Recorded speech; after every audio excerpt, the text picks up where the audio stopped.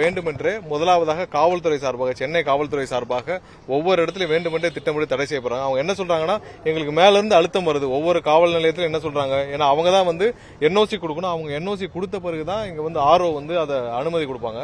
So ஒவ்வொரு காவல் நிலையத்திலும் அவங்களுக்கு சொல்றது என்னன்னா, நாங்க வந்து கொடுக்கறதுக்கு தயார், ஆனா எங்களுக்கு மேல இருந்து கடுமையான அழுத்தங்கள் வருதுன்னு. நேற்று எங்களுடைய நிர்வாகிகள் அனைவரும், அதாவது இன்னைக்கு நடக்கிற இந்த நிகழ்ச்சிக்கு நிர்வாகிகள் அனைவரும் சாயந்தரம் 7 மணிலிருந்து நைட்டு 11 மணி வரைக்கும் காவல் நிலையத்தில் நுங்கம்பாக்கம் காவல் நிலையத்தில் இருந்தாங்க. எதுக்காகனா, அவங்க என்ஓசி டைப் பண்றதுக்கே 4 மணி நேரம் சும்மா அப்படியே கடத்திட்டே இருக்காங்க. 4 மணி நேரம் சும்மா டைம் பாஸ் பண்ணிட்டே இருந்துட்டு கடைசியில் ஆர்ஓ எல்லாம் கிளம்பி வீட்டுக்கு போனதுக்கு அப்புறம் என்ஓசி கிடையாது ஆர்ஓக்கு இன்னைக்கு காலையில பாஸ் பண்றாங்க.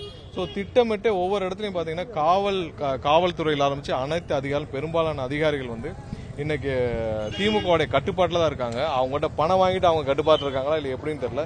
பெரும்பாலான அதிகாரிகள் இன்னைக்கு வந்து திமுகவுடைய கட்டுப்பாட்டில் இருக்காங்க. இன்னைக்கு காலையில குமரகுரு ஐஏஎஸ் சொல்லியிருக்காரு, பேப்பர்ல கொடுத்தாங்க. நாங்கள் பேப்பர்ல கொடுத்தது என்னன்னா, தேர்தல் ஆணையத்திடம் தலைமை தேர்தல் ஆணையத்தில் அர்ச்சனா பட்நாயக் அவங்கள்ட்ட கொடுத்தது என்னன்னா, இந்த மாதிரியான பிளான் எங்களுக்கு இருக்கு. இதை வந்து நாங்க சுவிதா ஆப்ல ஆல்ரெடி பதிவு செஞ்சுட்டோம்.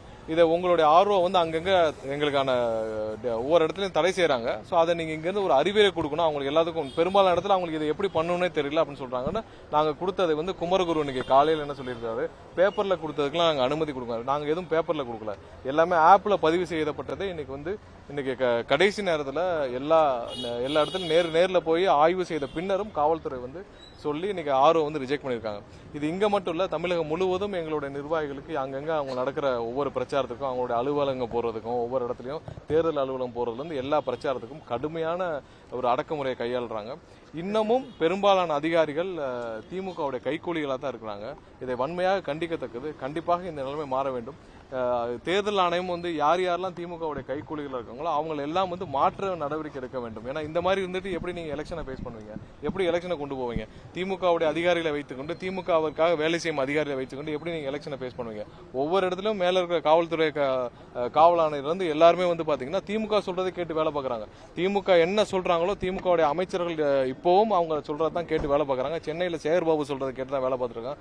ஒவ்வொரு இடத்துலயும் திமுக அமைச்சர்களை சொல்றதை கேட்டு தான் வேலை பார்த்துட்டு இருக்காங்க. சோ இப்படி இருந்தால் எப்படி தேர்தலை சந்திக்க முடியும்? நாங்க ஆப்ல கொடுத்து 48 மணி நேரத்துக்கு முன்னாடி கொடுத்து பதிவு செய்தாலும் மத்தவங்களுக்கு உடனே கொடுத்துறாங்க. எங்களுக்கு வந்து கடைசி நேரம் வரைக்கும் இழுத்துட்டு கொடுத்து இது பண்றாங்க. அதெல்லாம் கிடையாது. நாங்க வந்து இப்ப இன்னைக்கு இந்த பெரம்பூர்ல கொடுத்தது பாத்தீங்கன்னா 2 நாளைக்கு முன்னாடி பதிவு செய்யப்பட்டது. அது அப்பவே வந்து அவங்க ஆய்வு செய்து, காவல்துறையில இருந்து ஏசில இருந்து இன்ஸ்பெக்டர் எல்லாம் ஆய்வு செய்து முடிச்சு அவங்க அறிக்கையை கொடுத்து, அந்த அறிக்கையை பேஸ் பண்ணி இன்னைக்கு சாயந்தரம் கொடுக்குறாங்க. இப்ப எனக்கு 2 நாளைக்கு முன்னாடி நீங்க ஆய்வு செய்து இல்லன்னு சொல்லியிருந்தீங்கன்னா நாங்க அடுத்த இடம் ப்ரிஃபர் பண்ணிருப்போம்ல. நீங்க நிகழ்ச்சி ஏற்பாடு எல்லாம் முடிச்ச பிறகு இன்னைக்கு காலையில நடக்க போற நிகழ்ச்சிக்கு காலையில 11:30 மணிக்கு அனுமதி கொடுப்பீங்க. ஏன் நேற்று 4 மணி நேரம், அதாவது அந்த என்ஓசி டைப் பண்றதுக்கு 4 மணி நேரம் காவல் நிலையத்தில் எங்களுடைய மாவட்ட செயலாளர் உட்பட அனைவரும் வந்து 4 மணி நேரம் காத்துட்டு இருந்தாங்க. சோ இன்னமும் இதே மாதிரி செஞ்சுட்டு இருந்தாங்கன்னா கண்டிப்பாக தேர்தல் ஆணையம் இது மாதிரியான இருக்கிற அதிகாரிகளை ஐடென்டிஃபை பண்ணி அவங்கள மாத்திர வேலையை செய்யணும். இன்னமும் பொறுமையாக பார்த்துட்டு இருக்க கூடாது. இன்னும் 22 நாட்கள் தான் இருக்குது. சோ இந்த நேரத்தில் திமுக சொல்றதை கேட்டு விட்டு இப்படி செய்யும் அதிகாரிகள் நாங்க வன்மையாக கண்டிக்கிறோம். அவருக்கு நாங்க வந்து சுவிதா ஆப்ல பதிவு செஞ்சது அவர் குமரகுருக்கு தெரியாதா? குமரகுருக்கு வந்து நாங்க சுவிதா ஆப்ல பதிவு செஞ்சு அப்ரூவல் அமைச்சிருக்கோம். இன்னைக்கு எதுல ரிஜெக்ட் பண்ணிருக்காங்க? ஆப்ல தான் ரிஜெக்ட் பண்ணிருக்காங்க. எல்லாம் எங்களுக்கு எதுல வந்து 29ஆம் தேதிக்கு கொடுத்திருக்காங்க, எல்லாமே ஆப்ல பதிவு செஞ்சு. நாங்கள் தேர்தல் அவங்ககிட்ட போய் நாங்க என்ன பண்ண முடியும்? அவங்க ஸ்டேட் வைஸ் பதிவு செய்யறதுக்கு ஆப்ல ஆப்ஷன் கிடையாது. ஒவ்வொன்றும் சட்டமன்ற வாரியா தான் பண்ணணும். ஸ்டேட் வைஸ் பண்றதுக்கு ஆப்ஷன் இல்ல. அப்ப நாங்க மொத்தமாக ஆர்ஓக்களுக்கு அந்தந்த அசம்பிளிக்கு நீங்க அறிவுரை கொடுக்கணும். நாங்க ரிட்டர்னா தான் கொடுக்கணும். அதை அவர் எப்படி வந்து ஒரு பேப்பர்ல கொடுக்குறோன்னு சொல்ல முடியும்? நீங்க அதுல பேப்பர்ல என்ன இருக்குன்னு அவர் படிச்சு பார்த்தாரா? நாங்கள் ஒவ்வொரு இடத்துலயும் சுவிதா ஆப்ல கொடுத்துருக்கோம். நீங்க உங்களுடைய தேர்தல் அங்க இருக்கிற அதிகாரிகளுக்கு நீங்க அறிவுரை கொடுக்கணும்னு தான் நாங்க வந்து அங்க அந்த கடிதத்துல தலைமை தேர்தல் ஆணையர்கிட்ட நாங்க கொடுத்திருந்தோம். சோ அதை கூட பார்க்காம சும்மா இப்படி போற போக்குல ஒரு கமெண்ட் சொல்றது வந்து ஒரு அதிகாரி கலர்கள். அவங்க என்ன டிஃபெக்ட்னு சொல்லுங்க, என்ன இஷ்யூன்னு சொல்லுங்க. நீங்க சொன்ன இடத்துல நாங்க பண்ணிருக்கோம். இல்லன்னா 3 மணி நேரம்னா 3 மணி நேரத்துக்கு நாங்க 48 மணி நேரத்துக்கு முன்னாடி பதிவு செய்ததை இன்னைக்கு எப்படி நீங்க போய் சாயந்தரம் வந்து ரிஜெக்ட் பண்ண முடியும்? சாயந்தரம் தான் வந்து போட்டு ரிஜெக்ட் பண்ணிருக்காங்க. அதுவும் இல்லாமல் அந்த இடத்துல பாத்தீங்கன்னா இன்னைக்கு மதியம் இருந்து பிடபிள்யூ இருந்து போய் அந்த ஹைவேஸ்ல இருந்து போய் அவங்க போய் ரோட்லாம் இது பண்ணி நாங்க வந்து சிமெண்ட் போட போறோம்னு இருக்கிற ஒரு இடத்துல குழியை தோண்டிட்டு இருக்காங்க.